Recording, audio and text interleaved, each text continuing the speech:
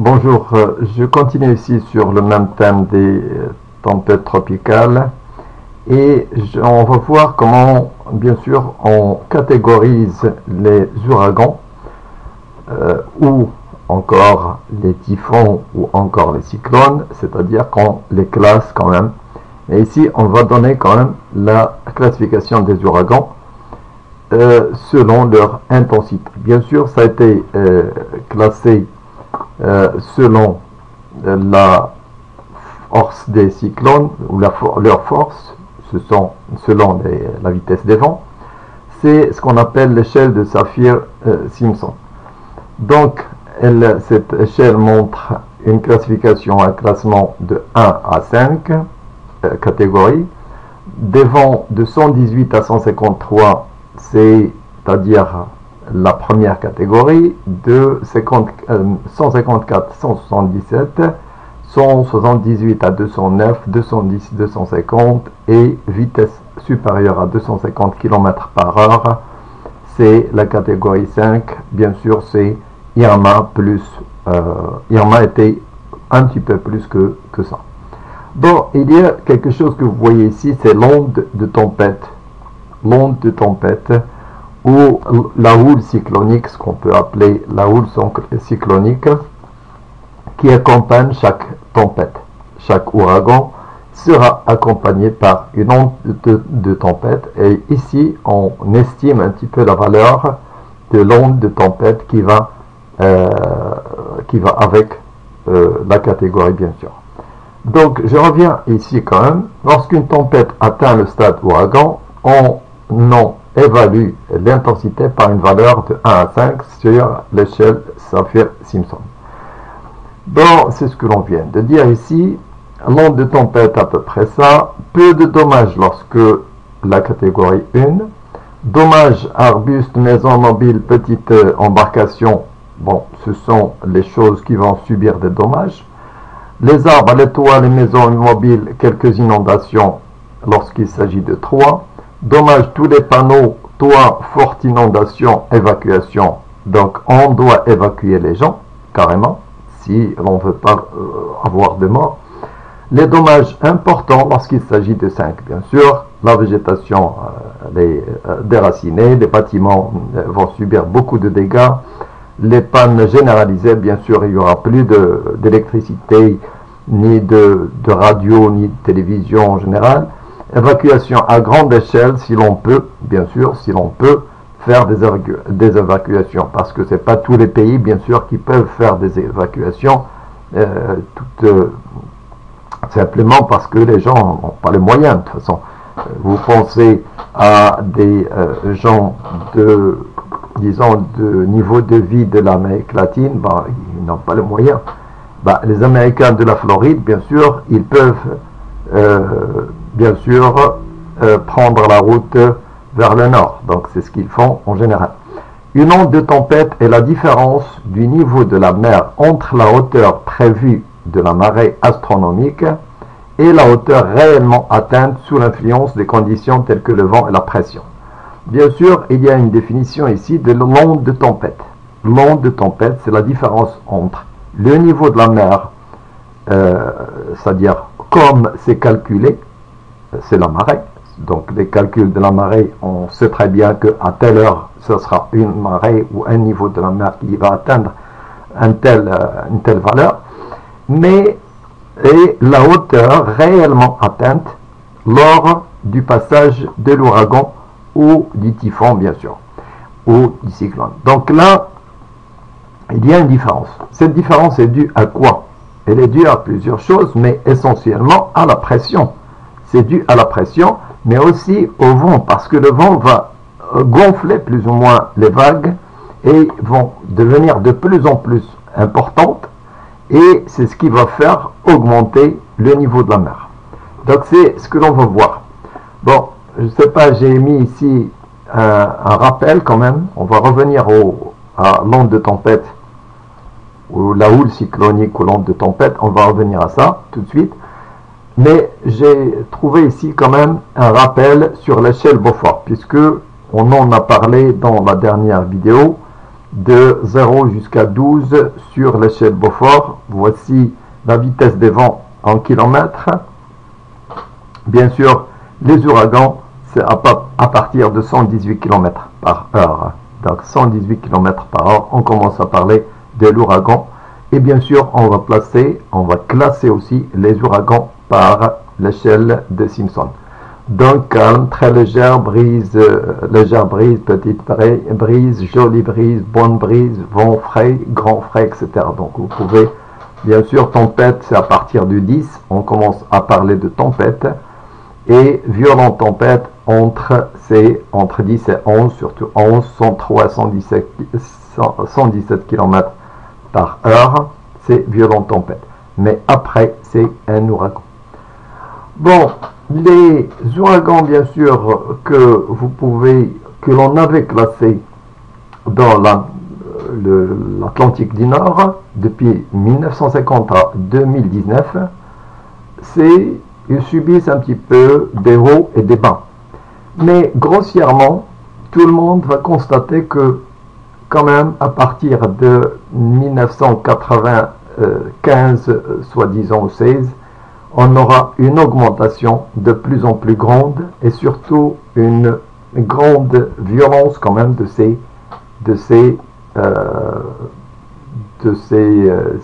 ouragans, puisqu'on parle ici dans le nord de l'Atlantique. Donc il y a quand même une grande violence qui devient de plus en plus, les ouragans deviennent de plus en plus violents. Et là, c'est une remarque qui a été faite, bien sûr, par tous les gens qui vivent surtout sur ces îles qui subissent, bien sûr, de plus en plus des ouragans forts. Bon, vous pouvez toujours, bien sûr, faire votre recherche pour trouver les différentes tempêtes et surtout ouragans dans l'Atlantique du Nord. Vous avez ici ceux de 2017 et vous voyez qu'il y a certaines qui passent à côté de nous, quoi. Parce que là, dans le rouge, elle est classée ouragan. Et dans le violet ici, c'est Major Hurricane, c'est-à-dire un ouragan majeur. Et là, vous voyez quand même que c'est pas très loin des côtes marocaines. Autrement dit, ces violentes tempêtes, ou cet ouragan très violent qui va passer à 600 km des côtes du Maroc, voire 800 ou même pas. Donc, c'est le siège bien sûr de la genèse de grandes vagues, bien sûr. Et donc ça va faire des grandes vagues qui vont pratiquement directement attaquer les côtes marocaines. Donc attention, c'est pour ça que je parle des tempêtes tropicales, parce que leur influence, leurs influences nous arrivent jusqu'aux côtes marocaines. Et si jamais, bien sûr, on n'est pas attaqué directement, mais il y a toujours une influence par les vagues. Si vous revenez un petit peu sur les cours des vagues, etc., on a dit que lorsqu'ils sont générés, ces vagues peuvent bien sûr voyager sans problème, parce que là, c'est pas grand-chose, c'est 500 km. Donc ça, c'est des choses auxquelles, bien sûr, les météorologues marocains, soi-disant, ou encore les gens qui vont, parce que ça ne va pas affecter seulement le Maroc, mais aussi le Portugal, peut-être l'Espagne et même la France, bien sûr. Donc ça, c'est les choses pour lesquelles, et bien sûr, auxquelles on doit faire beaucoup d'attention, parce que tout simplement, il faut avertir les gens à temps.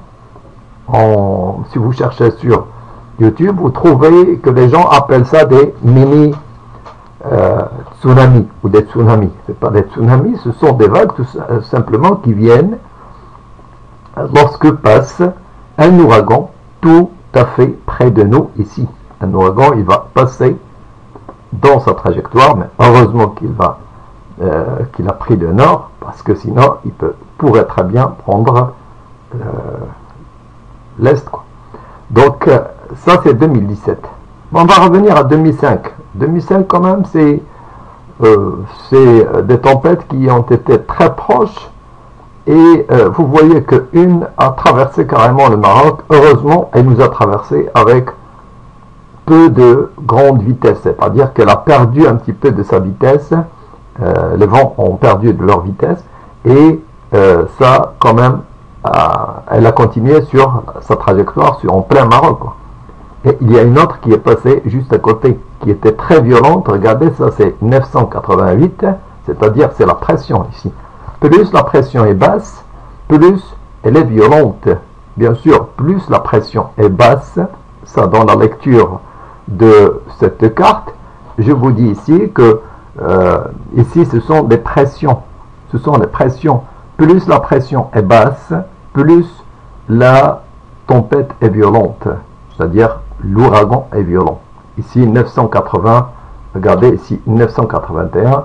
Ici ça atteint 988. C'est pour ça qu'elle est rouge.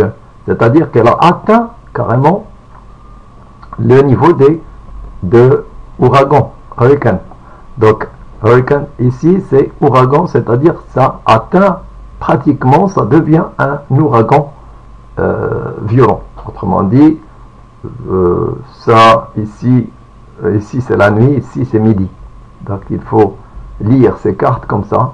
Vous avez midi, enfin ça c'est la minuit, ça c'est midi, ça c'est minuit, ça c'est midi. Donc là c'est, et vous pouvez lire, vous pouvez trouver aussi beaucoup de données, parce que là c'est la tempête. Bon, si on s'intéresse à 26, ça s'appelle 26. Donc 26 c'est delta. Regardez, c'est delta. Ça s'appelle delta. 26 c'est delta. C'est entre novembre 22 et 28. Autrement dit, ici c'est 28 novembre. Donc elle nous a attaqué, enfin les vents, heureusement que c'était déjà elle a perdu un petit peu de sa violence, mais elle est arrivée le 28 novembre 2005. Bon, je vous laisse voir, bien sûr, ces cartes. Vous pouvez les analyser, les voir, et surtout voir les pressions et les trajectoires aussi. Bon, on va reparler bien sûr de la marée de tempête. La plus haute marée de tempête enregistrée, donc on va revoir la marée de tempête. Ouragan de Bathurst Bay. Ça c'est un ouragan ouragan Bathurst Bay en Australie. Bon, ça ne doit pas être appelé un ouragan lorsqu'il s'agit d'Australie. Pour nous c'est un cyclone. Donc un cyclone qui a attaqué Bathurst Bay en Australie en 1899. Donc vous voyez que les gens ont des archives quand même, chose que l'on n'a pas. Je vous le dis parce que ça verrait un petit peu, disons, un problème, mais il n'y a pas de recherche. Si vous voulez faire de recherche, il n'y a pas d'archives chez nous. Et là c'est un problème, c'est un vrai problème pour nous, parce qu'il n'y a pas vraiment beaucoup d'archives dans nos archives, je pense, nationaux, quoi. Donc là, c'est un problème, alors que les gens, ils ont des archives écrites, et la marée de tempête en Australie a atteint 13 mètres. 13 mètres. C'est-à-dire que la mer est montée 13 mètres de plus. C'est-à-dire que si la marée était déjà à 5 mètres ou à 4 mètres, bon, c'est 13 de plus.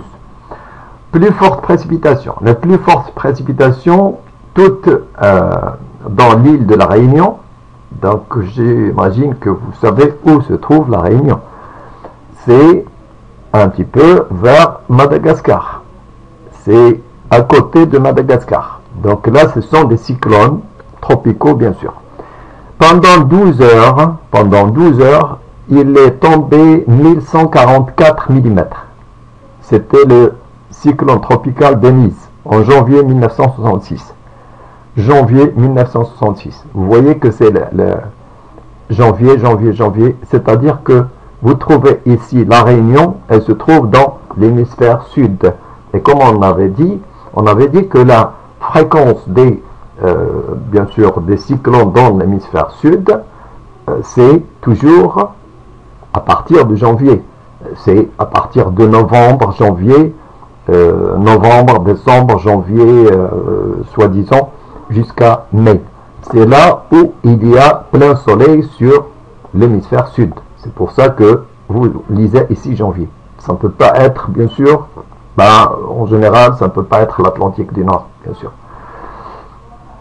Donc pendant 12 heures, il est tombé 1144 mm. Ça, c'est extra.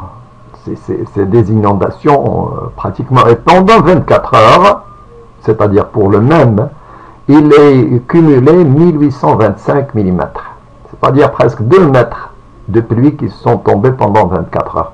Autrement dit, rien ne pourrait résister, surtout si vous pensez que, enfin, si vous voyez que dans l'île de la Réunion, c'est des gens très pauvres, bien sûr, ils ont des maisons tout à fait ordinaires, très ordinaires, quoi. Bon, et surtout en 1966, donc.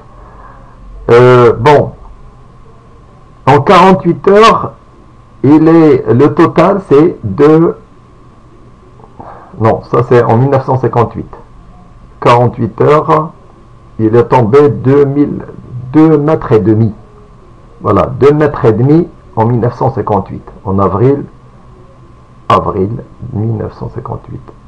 Voilà, c'est la fin vraiment de la période, si vous lisez ici, avril, c'est la fin de la période des cyclones dans l'hémisphère sud. 92 heures, 3240 mm pendant le cyclone tropical Hyacinthe en janvier 1980. Vous voyez, c'est vraiment, je sais pas, c'est inimaginable, 3 mètres et demi ou presque qui vont tomber pendant 3 jours. Ça c'est pendant 10 jours, 5 mètres et demi pendant le cyclone Hyacinthe en janvier 1980. Donc ça, c'est dans l'île de la Réunion, bien sûr. Bon, je lis ici, cyclone tropical le plus étendu, c'est-à-dire qu'il y a un diamètre très très grand, c'est le typhon type nord-ouest du Pacifique, octobre 1979, rayon de 1100 km. C'est le typhon type. Vous pouvez faire vos recherches, s'il vous plaît. Essayez de trouver des données, si vous voulez, pour ces différents types de typhons ou de cyclones. Cyclone tropical de plus longue durée, celui qui a une vie très longue, c'est l'ouragan typhon John, août-septembre 1994, 31 jours. Il a duré en vie pendant 31 jours. L'ouragan John. C'est en 1994. J'ai pas pu faire de recherche. Vous pouvez faire votre recherche pour trouver des données sur ce typhon, bien sûr. L'ouragan. Cyclone tropical de l'Atlantique de plus longue durée, ouragan Ginger 1971, qui a duré 28 jours. Donc dans l'Atlantique du Nord, l'ouragan Ginger a duré 28 jours. C'est-à-dire 28 jours qu'il fonctionne sans arrêt. C'est-à-dire, bon, j'ai vu l'image là, pourquoi pas. C'est-à-dire 28 jours, qu'est-ce qu'il va faire? Il va prendre naissance certainement des côtes africaines ici, et il va faire tout le circuit à partir de là. Il peut remonter le long de la façade des États-Unis jusqu'à la fin de Canada, enfin jusqu'au sud de Canada. C'est ça la vie en général d'un tel ouragan, bien sûr. Cyclone le plus meurtrier, c'était au Bangladesh en 1970, 300 000 victimes. 300 000 victimes. Donc ça c'est le plus meurtrier. C'est un cyclone qui est de 1970 qui a tué 300 000 victimes. Voilà. C'est pour ça que j'ai dit, attention, plus on avance et plus la technologie est mise au point maintenant et de plus en plus, bien sûr, mise au profit des hommes, plus on a moins de morts. On a beaucoup moins de morts que dans les temps passés. Donc vous allez voir que quels sont les 10 ouragans les plus meurtriers dans les annales des ouragans de l'Atlantique. Les voilà. On va commencer par regarder, c'est plus on va, plus c'est loin, plus ça tue. Plus c'est loin dans l'histoire. Au Bangladesh, c'est pas très loin, 1970. Mais jusqu'à maintenant, je pense que bien sûr, les Bangladesh, ils ont un système des centres météorologiques certainement mis au point et des prévisions qui sont de plus en plus sérieuses. Mais dans ce temps, en 1970, vous savez qu'il n'y avait pas grand-chose. 22 000 morts en octobre 1780, c'est la Barbade, Saint-Eustache, donc dans la même trajectoire que Irma. Ça, c'est la trajectoire des Caraïbes. 12 000 morts en septembre 1900, Galveston. C'est pas Galveston, vous pouvez chercher où se trouve, c'est certainement dans la même trajectoire. 8 000 à 10 000 morts en septembre 1974 au Honduras. C'est l'ouragan Fifi. L'Honduras, il va se trouver exactement dans le triangle du Brésil. Ici, le Honduras, il est là. Donc là, vous voyez, c'est pratiquement, ici c'est l'Amazone. Là c'est le nord, bien sûr, du Brésil. Et là c'est le Honduras. Vous allez trouver une partie du Honduras qui va commencer ici. Donc, Saint-Domingue, c'est 8 000 morts en septembre 1930. 8 000 morts en septembre 1963 à Haïti. Haïti, ouragan Flora, c'est la même chose. Haïti, c'est ici. Ça, c'est Haïti. Donc, ça, c'est Haïti. Et, bien sûr, là, c'est le Honduras. Ça, c'est le Honduras où l'on avait ces morts. 8 000 morts, donc 63 à Haïti. 4 000 morts en 1775, ça c'est vraiment très loin, Terre-Neuve. 3 370 morts 1928, Guadeloupe, c'est la même chose. Guadeloupe, c'est ici. C'est ici la Guadeloupe. C'est là, pardon. C'est là, Guadeloupe. 3 369 morts. Ça c'est Porto Rico, c'est la même chose, c'est la même région. 3000 morts en juin 1934 au Honduras, encore une fois.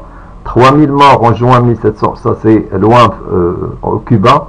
1780, ça c'est Cuba, bien sûr, ça c'est Cuba. Ça c'est la grande île de Cuba. Voilà, donc vous voyez que c'est des gens qui paient très cher en morts et en argent, en bien, bien sûr. Tempête tropicale et risques associés. On va parler un petit peu de l'hydrodynamisme des tempêtes. Donc, l'hydrodynamisme des tempêtes. Si vous suivez un petit peu le film, on va vous parler à un certain moment de l'onde de tempête ou la houle cyclonique qui va arriver à un certain niveau. Qu'est-ce qui se passe? Il se passe tout simplement que là, vous avez une très basse pression. Ça veut dire quoi? Ça veut dire que la très basse pression va attirer les eaux parce que ça va faire un bombement de la surface océanique sous la dépression de 500 km, voire 800 km. Bien sûr, ce n'est pas un point, mais c'est vraiment très long. Et donc, vous avez une très basse pression. Ça veut dire quoi? Ça veut dire que la surface de l'océan va gonfler. Lorsqu'elle va gonfler, elle va attirer les eaux de du côté du continent. Et donc vous avez un retrait carrément de l'eau pour un certain moment. Lorsque le cyclone est encore un petit peu loin, donc il y aura un retrait de l'eau et des surfaces ici tout à fait vont émerger dans la nature. Vous ne pouvez jamais les voir, elles sont toujours sous l'eau, mais ce jour-là ils vont se mettre pratiquement vont émerger de la mer, et donc ça précède bien sûr l'arrivée du cyclone. Mais juste après, qu'est-ce qu'il y aura? Bien sûr, tout avance. Mais qu'est-ce que ça veut dire? Ça veut dire que vous avez les vents déjà qui vont pousser l'eau, qui va commencer à monter, et ça vient de force, parce que cette onde qui permet à la masse d'eau de gonfler, ben, ce gonflement, si vous voulez, il va avancer sur le continent. C'est ce qu'on appelle la houle cyclonique ou encore l'onde de tempête. Et c'est ce qui va accompagner, c'est-à-dire que à chaque, on l'avait dit déjà, on l'avait dit ici, l'onde de tempête qui accompagne la dépression. C'est l'onde de tempête qui accompagne. Vous avez, si vous êtes dans un ouragan à, disons, catégorie 1, ben, il faut s'attendre à 1, 2, à 1, voilà, 1,5 mètre de plus que la marée. Si vous avez une marée, je ne sais pas, parce que ces régions, il faut dire que dans les régions où l'on parle, c'est des régions qui ne subissent pas de grandes marées. Les marées sont vraiment microtidales. Donc vous allez le voir, je vais vous le faire voir tout de suite. Donc vous voyez que plus la catégorie est avancée, plus l'onde de tempête est grande. C'est-à-dire que 4 mètres ici, il faut s'attendre lorsque vous êtes en catégorie 3, ben, c'est 4 mètres, la mer va gonfler 4 mètres. Et là, tout ce qui est à côté de la mer, bien sûr, ben, c'est déjà sous l'eau. C'est déjà sous l'eau, bien sûr. Donc là, pour Irma, par exemple, qui était beaucoup plus supérieur à 250 km par heure, ben, on avait, si vous surveillez le film et les météorologues, ils ont parlé de 10 mètres à 12 mètres, pas seulement 5,5 mètres, mais de 12 mètres de plus. Donc ça, c'est ce qu'on appelle l'onde de tempête. Et c'est l'onde de tempête qui va faire beaucoup de victimes, bien sûr, parce qu'elle va avancer sur les maisons, sur tout ce qui est les biens des gens, et bien sûr, ça va faire des inondations automatiquement. Donc, cette onde de tempête va finir lorsque l'ouragan arrive directement sur la côte, c'est-à-dire qu'il y a un gonflement, plus les vents qui vont faire, bien sûr, avancer, parce qu'il y a des vagues qui sont accélérées par le vent. Et donc, les vagues deviennent de plus en plus violentes, parce qu'ils sont déjà accélérés par le vent. Et on va voir. L'onde de tempête est la montée rapide du niveau de la mer lorsque la tempête s'approche de la côte. Le niveau de la mer monte près des côtes à cause des forts vents du large qui poussent l'eau de direction de la côte dans la direction de la côte. Par ailleurs, lorsqu'un ouragan passe, l'eau est attirée vers le haut par la pression très basse près de l'œil de la tempête. Bien sûr, c'est la sous-pression, parce que vous avez une basse pression, ça veut dire que l'eau va monter. Pourquoi l'eau il est à ce niveau? Parce qu'il est pressé par la pression atmosphérique. Si vous lâchez la pression atmosphérique, si ça devient beaucoup moins que 1013, ben, ça veut dire que vous êtes à 980. Vous êtes à 980, parfois 880. Donc ça veut dire quoi? Ça veut dire une sous-pression. Vous sucez l'eau vers le haut. C'est comme si l'atmosphère va sucer de l'eau vers le haut. Il l'attire vers le haut. Il y aura un bombement local ce bombement, c'est une onde qui va avancer sur le continent, tout simplement. Donc les ondes de tempête sont les plus hautes sur la partie avant droite des ouragans de l'Atlantique, là où les vents côtiers sont les plus forts. L'onde, bien sûr, parce que l'avant droit, c'est-à-dire que vous avez une vitesse rotationnelle des vents qui vont dans le sens sénestre, c'est-à-dire anti-horaire. Automatiquement, c'est l'avant-droit, d'où vient le vent. L'onde de tempête peut également survenir lorsqu'un ouragan n'atteint pas la terre, mais se déplace le long de la côte. Regardez, c'est ce que j'ai dit pour le Maroc. C'est ce que j'ai dit tout à l'heure pour les ouragans de 2005 qui sont passés près du Maroc. On dit que l'onde de tempête peut également survenir lorsqu'un ouragan n'atteint pas la terre, mais se déplace le long de la côte. Parce que ça se déplace à 500 km, c'est pas très loin. Les régions basses sont les plus vulnérables, alors que celles où les reliefs s'élèvent rapidement ne sont pas touchées. Bon, en général, donc, vous avez un gonflement et vous avez des vagues qui vont venir tout à fait très très hautes et qui vont faire certainement des dégâts sur les côtes basses. L'onde de tempête combinée à une grande marée peut avoir des conséquences dévastatrices. Voilà ce que je dis, c'est-à-dire que, attention, si l'onde de marée va s'accompagner avec les marées de vive eau maximum, si vous êtes dans un temps où c'est la marée de vive eau. Vous êtes par exemple à midi et ça coïncide avec le passage de l'ouragan, bah, ça veut dire quoi? Ça veut dire que ça vous doublez carrément, parce que l'onde de tempête va se rajouter à ce qui est le niveau de la marée normalement. Normalement, si vous êtes à 6 mètres, par exemple, ou 4 mètres, ben, ça veut dire quoi? Ça veut dire que vous aurez l'onde de marée correspondante c'est-à-dire au niveau de l'ouragan, disons 3 mètres ou 4, qui va être rajoutée. Ben, c'est ce qui fait les dégâts. En 1900, 6000 personnes ont été tuées à Galveston, au Texas. Voilà, Galveston, on le trouve ici, c'est le Texas. Principalement à cause de l'onde de tempête associée à un ouragan dans le golfe du Mexique. Voilà. En 1869, au Nouveau-Brunswick et dans l'ouest de la Nouvelle-Écosse, quelques jours avant la périgée de la Lune, un ouragan connu sous le nom de Saxby Gale, coup de vent de Saxby, a fait monter la marée de 2 mètres au-dessus de la normale. Il y a eu de nombreux morts, des centaines de bateaux ont été jetés sur les côtes et toute la région basse ont été inondées. C'est-à-dire que si ça coïncide avec la marée haute de vive eau, on vous dit ici, par exemple, il a bien parlé quelques jours avant la périgée de la Lune. Donc avant la périgée de la Lune, c'est-à-dire qu'il a bien insinué que c'est les marées de vive eau, bien sûr, qui se trouvent au niveau de cette période.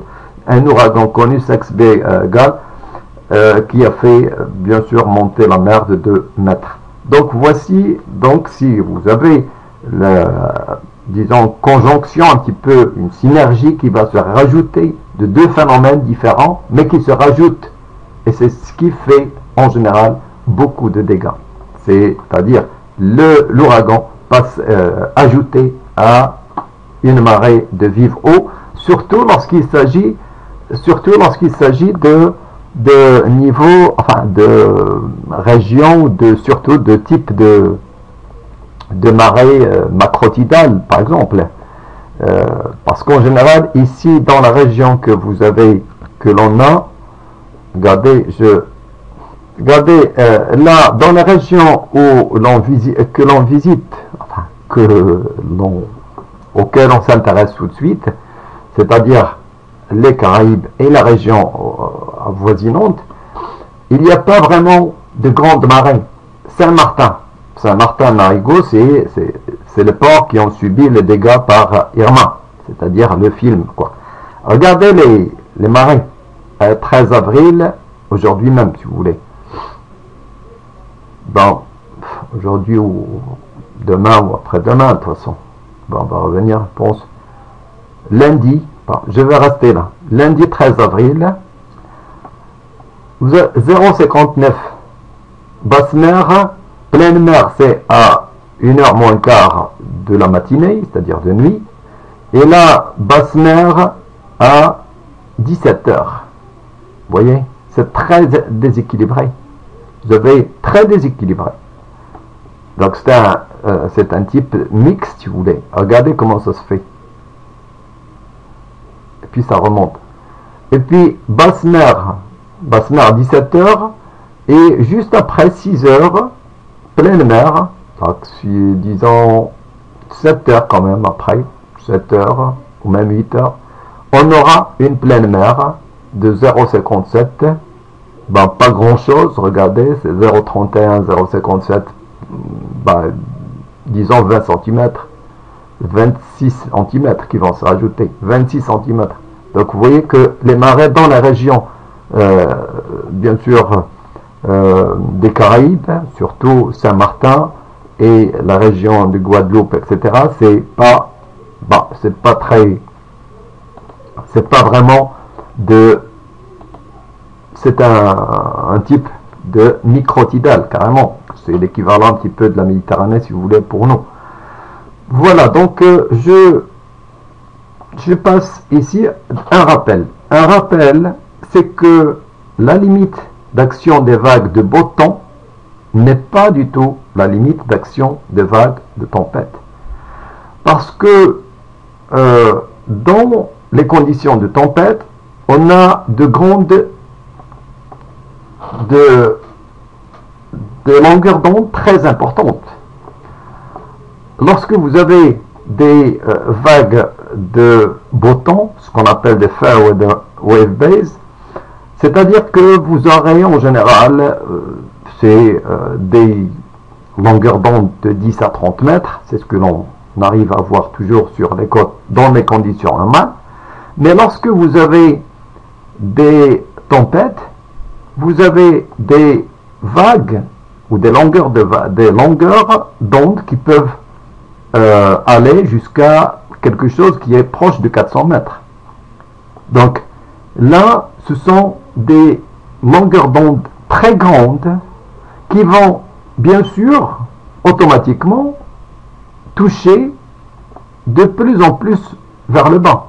Tout le monde se souvient du système ici conique que l'on avait représenté dans les conditions normales. Mais quand il s'agit de vagues avec de longueurs d'onde très importantes, sachez que ces longueurs d'onde auront des bases très profondes. C'est-à-dire que ces bases très profondes peuvent aller très bien jusqu'à entre 30 et 100 mètres au-dessous du niveau marin. C'est ce que l'on a ici. Ça va de 50 à 100 mètres. C'est la limite d'action des vagues de tempête. Donc, dans les conditions normales, vous voyez, ça, ce sont les vagues. Et à la rigueur, vous avez la L sur 2, la longueur d'onde sur 2, lambda sur 2, ce qu'on avait appelé lambda sur 2. C'est-à-dire, lorsque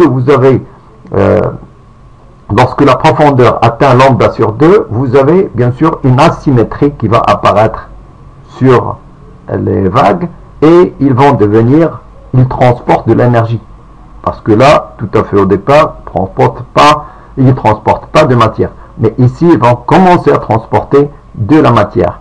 C'est-à-dire que les eaux vont commencer à avancer vers le continent et c'est le déferlement ou le début du déferlement. C'est ce qui se passe pendant les conditions de tempête. La même chose, vous avez donc les vagues qui vont être très profondes et ils vont bien sûr éroder plus ou moins ou toucher le fond et relever des sédiments et remanier des sédiments bien sûr tout en les transportant sur la côte et puis ces sédiments vont revenir bien sûr, ils ne vont pas rester sur la côte mais ils vont revenir avec surtout une érosion importante bien sûr du littoral. Donc ça c'est ce qui est la tempête. Donc en général c'est une érosion de tempête. Il n'y a pas de dépôt, il y aura de fortes érosions du littoral et de la côte en général. Voilà. En général, donc la limite inférieure des vagues de beau temps, fair weather, mais ici c'est la limite inférieure des vagues de tempête. Vous trouvez toujours la limite des vagues de tempête. Qu'est-ce que ça va donner? Ça va donner bien sûr ici une érosion très importante, des transports de sable qui vont être ramenés par des courants de traction à ce niveau, mais arrivant par là, ça va donner ce qu'on appelle des grès à mamelon. grès à mamelon ou encore des litages entrecroisés en mamelon ou encore des homocheic cross stratification. Donc ces homocheic cross stratification vont, surtout lorsqu'il s'agit de sédiments moyens à fins, ils vont apparaître dans ces niveaux juste avant un petit peu la limite inférieure d'action des vagues ordinaires de beau temps et la limite inférieure des vagues de tempête. Parce que là, c'est la base des vagues. C'est-à-dire qu'il y a une oscillation ici. Mais lorsque vous avez des sédiments qui dépassent ces niveaux, ils vont faire des courants de turbidité. C'est-à-dire que vous aurez des masses de sédiments qui vont être amenés ici par densité. Par densité, ça fait des courants de densité et c'est des courants de turbidité qui vont donner des turbidites de plateforme. Donc, on a des turbidites de plateforme. Mais en général, dans cette région-là, c'est les grès à mamelon ou encore litage oblique en mamelon. C'est ce qui caractérise, si vous voulez, les dépôts de tempête qu'on appelle les tempestites. Parce que ces sédiments vont avoir un nom, carrément, c'est ce qu'on appelle les tempestites, qui seront variés et variables entre les faciès de turbidite de plateforme, les tempestites et les sédiments littoraux, avec des grès à litage entrecroisés comme on peut les voir sur les plages. Voilà un petit peu ce que c'est les homocheic cross stratification. Donc en général, c'est des litages obliques en mamelon. C'est ce qu'on appelle les litages obliques en mamelon. Comment ça se fait? C'est un courant oscillatoire parce que les conditions de tempête, c'est des conditions oscillatoires. Donc vous avez des vagues qui vont plus ou moins faire remanier les sédiments de la plateforme et de la côte, du littoral, et les faire redéposer. Donc ça redépose les éléments, mais avec une certaine géométrie. Regardez, c'est une géométrie avec des litages qui sont convexes ici, concaves ici. On parle de mamelon ici, de homoc, et de swell, ou encore des dépressions, si vous voulez, à ce niveau-là. C'est ce qu'on appelle des homocheic cross stratification. Donc ce sont des stratifications entrecroisées en mamelon. C'est-à-dire que ça montre des dômes et là c'est des dépressions, des swells, swellés et des homocs ici. Donc si l'on peut voir, voilà ici sur le terrain, sur un terrain de États-Unis, où vous avez des dépressions avec des swells et des homocs. Et tout ça, pourquoi? Parce que vous avez encore des homocs ici, des homocs, donc des sortes de laminations concaves qui vont s'injecter, se prolonger sur les côtés. Parce que ce ne sont pas regardez ici. Là, c'est des swells. Regardez, ce sont des dépressions. Et là, ce sont des homocs. Des homocs, ce sont des formes convexes. Les formes convexes sont des homocs. Les formes concaves sont des swells. Et on parle de homocheic cross stratification ou swellé cross stratification. Donc ça, c'est des structures qui ont été définies par Hans en 1975. Et on parle des ACS, des ACS tout simplement. Donc, qu'est-ce qui les caractérise? Il les caractérise tout simplement des entrecroisements avec un angle d'entrecroisement très faible, qui est de l'ordre de 10 à 20 degrés, rarement 45 degrés, rarement 40 ou 30 degrés, avec un plongement multidirectionnel, c'est-à-dire que les litages vont plonger dans différentes directions. Et vous avez aussi un amincissement et un épaississement des laminations dans différents sens. C'est-à-dire que, voilà, ici on voit mieux, des laminations qui vont plonger dans différents sens Il y a des épaississements et des amincissements des laminations dans différents sens. Bon, ici, regardez, ça s'amincit dans ce sens et ça s'épaissit dans ce sens. Et on a des swallés, des homoqués et des swallés. Donc des swalls, c'est-à-dire des formes en dépression, et des formes qui sont convexes. Bon, tout ça, ça c'est les formes convexes, ça c'est les formes concaves. Bon, ce ne sont pas ici des stratifications entrecroisées ordinaires. Ce ne sont pas les stratifications entrecroisées ordinaires que l'on connaît dans les milieux littoraux, si vous voulez, enfin, surtout fluviatiles, ou même littoraux de chenaux de marais, etc. Non, c'est pas ça. Ici, c'est bien des homochely cross stratification. Donc là, c'est ce qu'on appelle des homoc.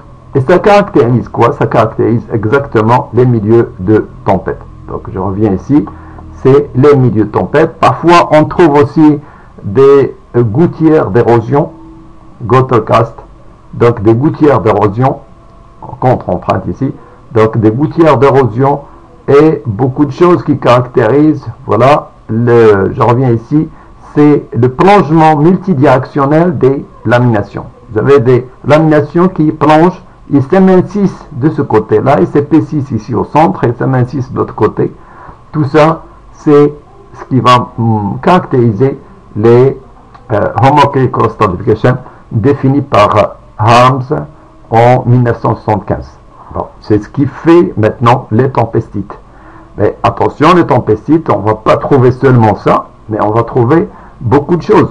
C'est-à-dire que ça, c'est rare de trouver quand même dans les tempestites, c'est rare de trouver des structures en ACS, soit homochely cross stratification ou soit les cross stratification.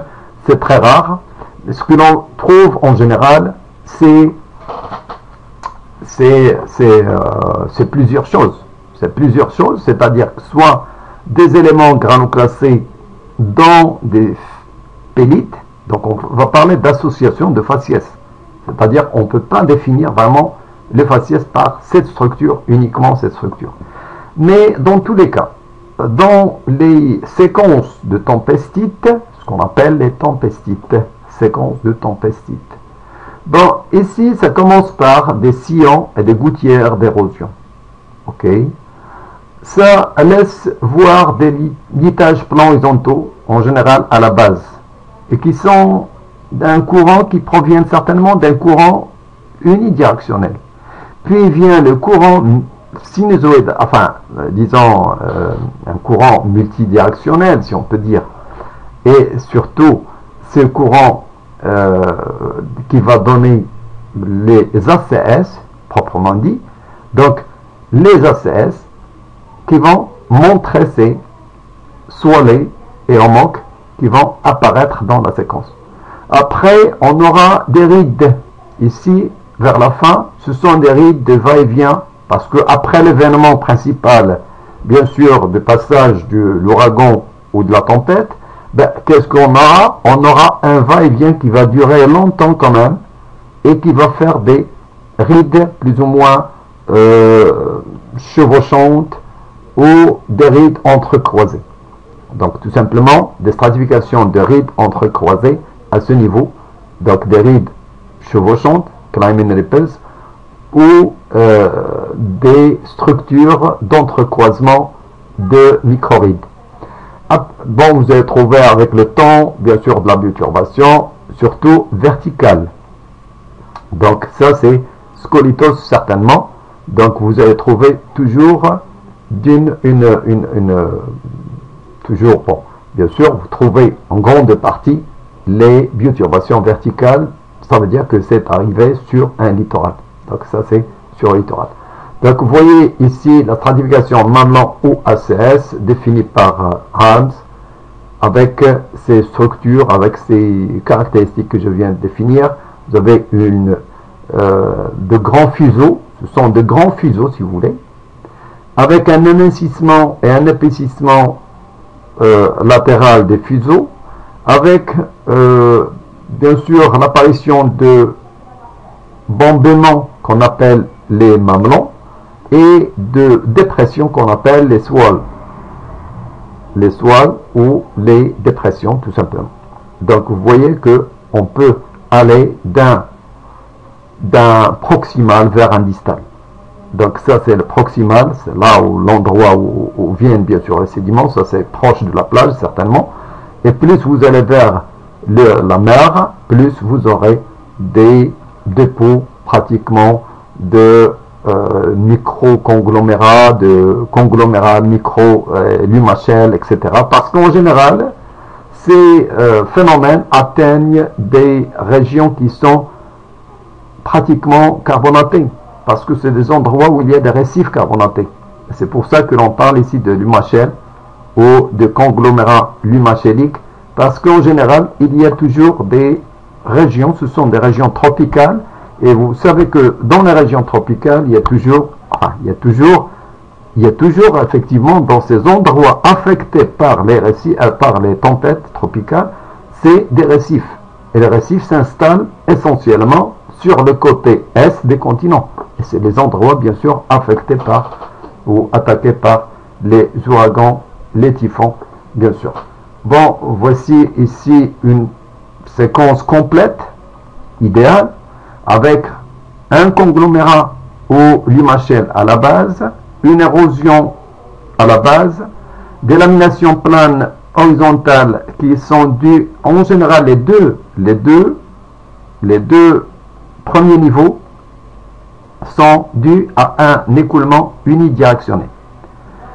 Et les ACS, l'ACS, en général, c'est un courant bidirectionnel, voire tridimensionnel, tout simplement, parce que ça fait beaucoup de choses qui vont venir et ça fait beaucoup d'oscillations qui vont donner ces différents plongements du litage. Vous voyez que le plongement du litage, il est de ce côté-là, et puis il est de ce côté-là, puis il est de ce côté-là. Bon, ça fait beaucoup de plongements, donc c'est un courant, en fait, qui est multidirectionnel. Il n'est pas vraiment unidirectionnel comme les deux parties à la base. Donc c'est la séquence de Walker en général. Vous avez beaucoup de séquences. Moi, j'ai pas voulu quand même compliquer parce qu'il y a beaucoup de séquences. Il y a de Bourgeois, la séquence de Walker et d'autres gens qui ont ajouté d'autres séquences avec des particularités. Mais là, retenez ça quand même, c'est déjà assez bien compliqué. On peut avoir des séquences mono-événementielles, c'est-à-dire un seul événement, c'est le cas ici, mais on peut avoir des séquences amalgamées. Qu'est-ce que ça veut dire amalgamées? C'est-à-dire que vous avez plusieurs événements qui vont se répéter dans le temps. Et on a la séquence avant que la séquence soit complète, il y a un autre événement qui va venir faire un petit peu plus. Donc il y a certainement des dichotomies ici qui vont apparaître, c'est-à-dire des insertions de pédite qui va apparaître ici. On sait que c'est une séquence amalgamée ou séquence amalgame tout simplement. Et ça veut dire quoi? Ça veut dire que vous avez plusieurs événements et non pas un seul événement, parce que le seul événement sera, bien sûr, va être installé sur des pélites ou des siltites, si vous voulez, ou des marnes, et il va être complet, et après vous aurez des marnes, c'est-à-dire le beau temps qui va revenir, c'est-à-dire les conditions normales qui vont durer un certain temps avant l'autre tempête qui va venir par la suite. Sinon, ici, vous avez une amalgame, c'est-à-dire un dédoublement, voire deux cyclones ou trois qui vont s'additionner pendant la même année, etc. Bon, c'est un petit peu ça, c'est un petit peu la séquence amalgame. Voilà, vous pouvez trouver plusieurs structures. Bon, ici, dans les jubilates orientales, on peut avoir ça. Ce sont des photos qu'on avait prises, bien sûr, sur les jubilates orientales. Vous avez des homocs et vous avez des swallows, des swallows. Ici, des homocs, des swallows, c'est la surface de tempestite. Ce sont des surfaces de tempestite dans la région des jubilates orientales. Voilà, bon, les tempestite, c'est ici, bon, c'est les typhons. Vous trouvez photos. Donc ça, c'est des bateaux qui, pratiquement, par un typhon, c'est dans l'Asie du Sud-Est, dans les bateaux qui sont entraînés carrément dans un quartier et beaucoup de destruction par l'eau, bien sûr. Voilà, donc ici, je pense que c'est tout ce que je dois vous dire à propos des tempêtes. Vous pouvez faire vos recherches. Je pense que je vais vous envoyer aussi une vidéo sur l'après-Irma. Et c'est très intéressant. C'est très intéressant pour voir un petit peu disons la gestion du risque. C'est la gestion du risque, mais surtout aussi l'intérêt et l'importance de la mangrove dans dans la nature même et dans le milieu naturel de ces îles tropiques, du tropique ou sous les tropiques. Donc ces îles tropicales, bien sûr, se trouvent dans des latitudes tropicales et ils ont toujours une couronne, si vous voulez, ou un contour de mangrove, c'est-à-dire la forêt qui a les pieds dans l'eau. Et vous allez voir que cette forêt qui a les pieds dans l'eau, qui peut supporter bien sûr l'eau marine, a fait beaucoup pour protéger plus ou moins une partie de l'île. Voilà, donc il y a un film là-dessus. Vous allez voir la gestion du risque, mais vous allez voir aussi le milieu naturel qui doit être complet, qui doit être préservé complètement, parce que la préservation des milieux naturels, lorsque le milieu est resté naturel, il peut se défendre. Il a ses moyens pour se défendre. Mais lorsque l'homme intervient n'importe comment, sachez que c'est vraiment la catastrophe. Voilà.